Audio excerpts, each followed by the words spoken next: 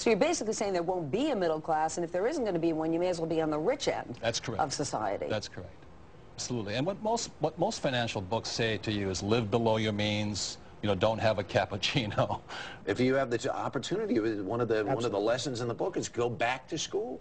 Yes, but also I learned finance on the streets where he learned it at Wharton. Right. So it's still possible to learn. Is it always about being rich or doing something in this world that doesn't just bring us money, but doing something to give back or making an impact somehow, whether it's a building project or a corporation or something of that sort? Well, hopefully, but that's why we wrote this book together. We don't really need the money, but we are concerned about the economics of our country. Explain for us, Robert, how there is no middle class anymore. What do you mean by that, and what quantifies and qualifies somebody as being in the middle class? Well, there's many reasons for that, but the middle class is not getting ahead. The rich are increasing, but the tax laws are written against the middle class.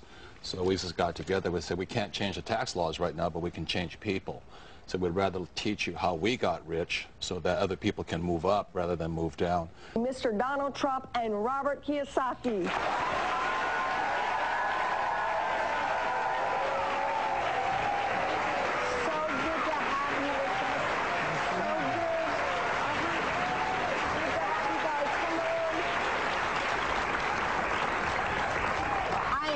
That you're with me. So somebody just starting out, this whole craze about using your own realtor, going to Staples and finding these kits online and somehow saving yourself some money, you could lose money in the end? Well, you could, but if you did that, I would still recommend you get a real estate attorney to check over the transaction. You could probably save a few dollars that way. But it is a legal transaction, and you got to be very careful, because if it's your primary residence, you don't want to be evicted in the middle of the night. We're back. Donald Trump and Robert Kiyosaki define rich. Well, look, rich is a state of mind more than anything else. If you feel you're rich, and if you're happy, and if you have a wonderful family, you're rich. And this doesn't just have to do with money. Define it financially. Forbes defines it as $1 million a year in passive income, whether you work or not. That's a specific definition of it.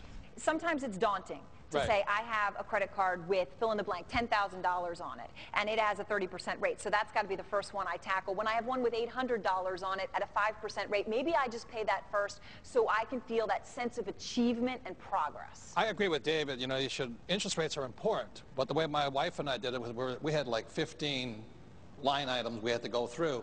We took the first one we could pay off the fastest. We hung it on our refrigerator, and when we paid that thing off, we drew a line through it. And we kept drawing lines through it. So I didn't go after the interest rate, which is good to do. I went after which one can I attack first, and I do mean attack. Robert, where is all of this going? It seems that it is high political season to sort of target the rich, make them look bad. You're saying that we should be pursuing becoming rich ourselves and not bashing those who already are. Do I have that right? That's my example. If you think the government's here to help you, I think you're badly mistaken. And I think there's no difference between a Democrat or a Republican. They both come from the same bolt of cloth. You look at John Kerry and George Bush. They went to the same school, belonged to the same societies. And they, as you and I know, it's the political action committees that determine which way the votes go. So I really feel for the poor and the middle class simply because they have no representation in Congress.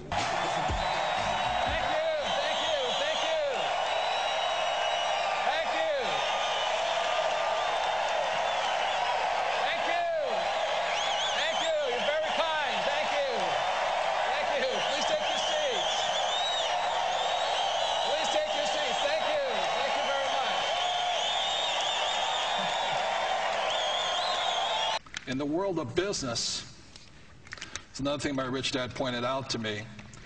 In the world of business, there are 4 types of people, and E stands for employee, S stands for small business or specialist,